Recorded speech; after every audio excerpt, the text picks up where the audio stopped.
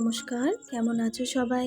জয় সংসারের আরও একটি নতুন ব্লগে আবারও সবাইকে স্বাগত জানাই। আজকে শনিবার, ঘড়িতে এখন বাজে সকাল 8:30। ঘুম থেকে উঠেছি সকাল, তখন বাজে হচ্ছে 6:15 নাগাদ। ঘুম থেকে উঠে ছেলেকে যেমন প্রত্যেক দিনের মতো রেডি করে স্কুলে পাঠিয়ে দিয়েছি। মা নিয়ে চলে গেছেন স্কুলে। আর যেহেতু ওর সোমবার 1 এপ্রিল থেকে শুরু হচ্ছে ফার্স্ট টার্ম এক্সাম, তো ওই জন্য শনিবার দিনটা লাস্ট স্কুলে পাঠালামই, কেননা ওর শনিবারেই পিটি আর ড্রয়িং এই দুটি ক্লাস থাকে। ওই জন্য ওটা আমি একদমই গ্যাপ দিতে চাই না। ওই জন্য প্রত্যেক শনিবার কিছু না, অন্যান্য সপ্তাহের দিন কামাই করালেও কিন্তু আমি এই শনিবার দিনটা পাক্কা পাঠাই। ওই জন্য আর কি ওর বিকল্প করিনি। তেমন আজকেই ওকে রেডি করে স্কুলে পাঠিয়ে দিয়েছি। গতকাল রাত্রিরে এতগুলো রুটি বেঁচে গিয়েছিল, ছটা। রুটিগুলো ফেলে দেওয়া যায় বলো? আগে এখন কেনা আটার অনেক দাম, তো ওই কারণেই রুটিগুলো না ফেলে দিয়ে একটু জলের মধ্যে ভিজিয়ে নিয়েছি। নিয়ে এই তো তেলে হালকা হালকা তেলে একদম পরোটার মতো করে ভেজে নিয়েছি। নিয়ে এই তো দুজন মিলে চা খেতে লেগেছি। আসলে কি বলো তো, রুটি খুব একটা কেউ পছন্দ করছে না। আর মন মতো খাবার দাবার না হলে কেউই খেতে চায় না।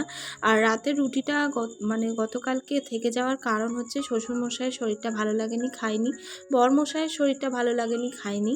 আর আমাদের 3টে করে রুটি থাকে ধরা, তবে 3টে রুটি খাইনি বলেই একটা করে রুটি বেঁচে গিয়েছিল। 2টো রুটি খেয়েছিলাম, ওই জন্যই এতগুলো রুটি আজকে সকালবেলা ভেজে নিলাম। তারপরে এই তো কথা বলতে বলতে দেখো এদিকে কিন্তু কাজগুলো মিটিয়ে ফেলেছি। এদিকে সব বাসি কাজ, সব কিছু ঘর মোছা সব কিছু করে নিয়ে স্নানটা সেরেই এখানে চুল না আঁচড়েই বসে পড়েছি। যত বাসন সকালে ধুয়েছিলাম সেগুলো ভালো জলে ডোবাবো বলে। আসলে এই কাজগুলো আমি করে উঠতে পারিনি, যেহেতু ছেলে চলে আসবে তাই বেশ খানিক একটু তাড়াহুড়ো করছিলাম। আর এদিকে সব বাসি জামাগুলোও সব বালতিতে রেখেছিলাম ধুয়ে, সেগুলো সব মেলে দিয়ে এখানে একটু মাথাটা চুলটা আঁচড়ে একটু সিঁদুর দিয়ে বসে পড়বো পুজো করতে, কেননা বেশি আর দেরি নেই, ছেলে চলে আসবে তার কারণে। আর আজকে রাত্রিরে একটা দারুণ রেসিপি বানাবো জানো বন্ধুরা। চলো, জানি না ঠিক হবে কি না, তবুও তোমাদেরকে সাথে নিয়ে বানাবো। ভালো হোক মন্দ হোক যাই হোক, সেগুলো তোমাদের সঙ্গে শেয়ার করব। আর এদিকে আমার পুজোটাও হয়ে গেল।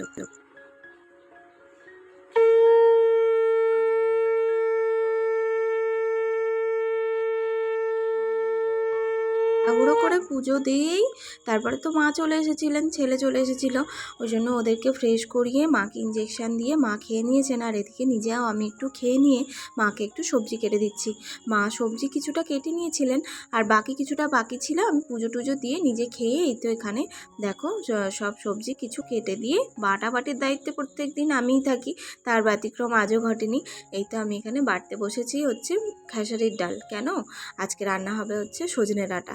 সজনে ডাঁটার মাখামাখি তরকারি হবে, আর সাথে হবে আমের চাটনি, আমরুল মিষ্টি আলু দিয়ে। তো ওই জন্য ডাল বড়া করে দেয়া হবে। আর প্রত্যেক দিন আমি যেমন বাটনা বাটি, তেমন আজকেও বাটছি, দেখতেই পাচ্ছ। আসলে মায়ের হাতে ইদানিং নার্ভের সমস্যা দেখার পর দেখা দেওয়ার পর মাকে একদমই বাটনা সেভাবে করতে দিই না। তারপরে আমার কাজ মাকে সব রান্নাগুলো গুছিয়ে দিয়ে এখানেই তো মায়ের শাড়ি, তারপরে আমার স্নান করার সব জামা কাপড় সকালে যেগুলো ধুয়েছিলাম সেগুলো সব শুকনো হয়ে গেছিলো জানো, সেগুলো তুলে নিয়ে তারপরে এইগুলো সব দিয়ে এখানে মায়ের রান্নাবান্নাও মিটে গেছে। আর রান্নাবান্না হয়েছিল আজকে হচ্ছে বাটা মাছের ঝাল, তাতে হয়েছিল পুলকো শাক দিয়ে মুসুরির ডাল সেদ্ধ, আর আম দিয়ে বড়া দিয়ে মিষ্টি আলুর চাটনি, আর সজনে ডাঁটার একটু মাখা মাখা তরকারি, পটলও ভাজা হয়েছিল দুটো। খাওয়া দাওয়া মিটিয়ে এখন সময় হয়েছে সন্ধেবেলায়। সন্ধেবেলায় রাতের খাবার আমি বানিয়ে নিয়েছি। এখন প্রায় রাত অনেকটাই বেজে গেছে, ভিডিও সন্ধেবেলায় শ্যুট করিনি। এখন কিন্তু রাত বাজে 8টা। তো এই তো এখন বানাতে বসেছি হচ্ছে রসগোল্লা। তো রসগোল্লা আমি জানি না পারবো কিনা, রসগোল্লা বানানো ভীষণ কঠিন। তো এদিকে আমি দুধটা তো আগে ফুটিয়েই রেখেছিলাম, বেশ অনেকটা দুধ জড়ো হয়েছিল। ওই জন্য ভাবলাম যে চলো একটু রসগোল্লা বানিয়ে ট্রাই করি। ওই জন্য আর কি 1 কাপ ভিনিগার নিয়েছি, তার 1:1 যেরকম নেয় আর কি, সেরকম নিয়ে একদম হাতে সহ্য করার মতো গরম করে নিয়েছি দুধটা। নিয়ে এই তো ছানা কাটিয়ে নিয়েছি। তো প্রথমেই আমি গন্ডগোল করে ফেলেছি, সেটা হচ্ছে ছানাটা একদম পুরো ভালো হয়নি। আর ডাবল টোন মিল্কই ছিল, কিন্তু তবুও কেন হয়নি জানি না। যাই হোক, দেখা যাক শেষ পর্যন্ত কি হয়। তো এই তো দেখো ছানাটা যেহেতু ভিনিগারে কাটিয়েছি, ছানাটাকে একটু ভালো জলে ধুয়ে নিলাম। ধুয়ে নিয়ে এখানে এই তো ভারী কিছু একটা দিয়ে চাপিয়ে রেখে দেবো ঘন্টা দেড়েক মতো। আজকের এই রসগোল্লাটা বানাতে গিয়ে না কালঘাম ছুটে গেছে পুরো। আসলে রাত হয়ে গিয়েছিল বেশ অনেকটা, ওই জন্য আরও বেশি মানে তাড়াহুড়ো করছিলাম, আর একদমই মানে সাকসেসফুল হয়নি। এই প্রথম আমি যে কোনো মানে রান্না খুব মন দিয়েই করেছি, কিন্তু তবুও আমি সাকসেসফুল হইনি। তো এদিকে চিনির শিরাটা বানানোর জন্য 2 কাপ মতো চিনি, 3 কাপের বেশি একটু জল দিলাম, তারপরে মনে করলাম আর একটু দিলে ভালো হয়, ওই জন্য দিয়ে এখানে চিনির শিরাটা একটুখানি এলাচ দিয়ে ভেঙে দিয়ে ফুটতে দিয়েছিলাম। তারপরে কিন্তু এদিকে চিনির শিরাটা রেডি হচ্ছে, ঘন্টা 2 মতো হয়েও গেছে জানো। মাঝে কিন্তু অনেক কাজ করেছি, করে নিয়ে এখানেই তো আমার ছানাটা জল ঝরে গেছে। তবে ছানাটা তোমরা দেখতেই পাচ্ছ কীরকম একটা অবস্থা হয়েছে, তাই না? ছানাটা কিন্তু ঠিক হয়নি, যেমন রসগোল্লা ছানা হয় সেরকম একদমই হয়নি। এটা ঠিক মজারেলা চিজের যেরকম মানে দুধটা কাটার পর যেরকম হয় সেরকম ঠিক হয়েছে। তো যাই হোক, এটাকেই চেষ্টা করি, দেখা যাক কি হয়। তো প্রথমে ওর মধ্যে দিয়ে দিলাম একটুখানি ময়দা, তারপর দিয়ে দিচ্ছি 2 চামচ মতো গুঁড়ো দুধ, আর একটু সামান্য পরিমাণ চিনি দিয়েছি। রসগোল্লায় চিনি দিলে ওই যে জালি জালি ভাবটা, ফাঁপা ভাবটা হয় না, ওইটা নাকি চিনি দিলেই হয়। তো আমি ইউটিউবে দেখেইছি মানে করছি ব্যাপারটা, কিন্তু ছানাটাই আমি কাটাতে একটু ভুল করেছি, ওই জন্য রসগোল্লাটা আমি একদমই ভালো হয়নি আর কি। তো প্রথমে রসগোল্লা কিন্তু খুব সুন্দর ফুলছিল, যেন মনে হয় কি সুন্দরই না হবে।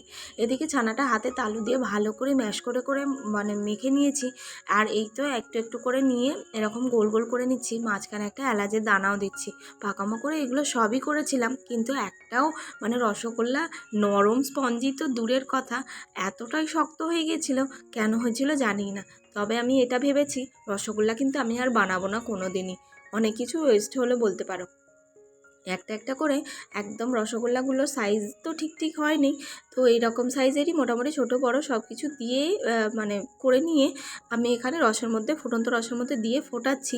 রসগোল্লাগুলো কিন্তু প্রথমে খুব সুন্দরভাবে ফুলে উঠেছিল, দেখো তোমরাই দেখতে পাচ্ছ কি সুন্দর। এর মধ্যে একটু অল্প পরিমাণ হাফ চামচেরও কম ময়দা গুলে জলের মধ্যে দিয়ে দিয়েছি এই ফুটন্ত রসের মধ্যে।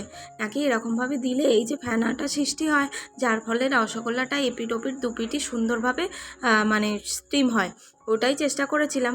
তবে রসগোল্লা কিন্তু একদম ভালো হয়নি। এই যে দেখো রসগোল্লা কিন্তু অনেকক্ষণ ফুটিয়ে নিয়েছি, ফুটিয়ে নেওয়ার পরেও ক্যামেরায় রসগোল্লাগুলো অনেক বড় বড় দেখালেও রসগোল্লা কিন্তু অনেক বড় বড় হয়নি। এদিকে রসগোল্লাটা ঠিকঠাক হয়েছে কি না দেখার জন্য এখানে ঠান্ডা জলের মধ্যে রসগোল্লাটা ডুবিয়ে ডাইরেক্ট দিয়ে দিলাম রসের মধ্যে। তবে রসগোল্লাটা যেমন ভেসে ওঠা সেরকমই ভেসে উঠলো। রসগোল্লা যদি ঠিক ঠিক হতো তাহলে কিন্তু রসগোল্লাটা ডুবে যেত। তো এই যে দেখো, আর রসগোল্লাটা তুলে একটা দেখাচ্ছি, ভীষণই শক্ত, একদম স্পঞ্জি হয়নি, মানে বিশ্রী ভাব মানে হয়েছে। তো চলো তাহলে, আজ অনেক রাত হয়ে গিয়েছিল তাই ভিডিওটা আর বেশি কন্টিনিউ করিনি।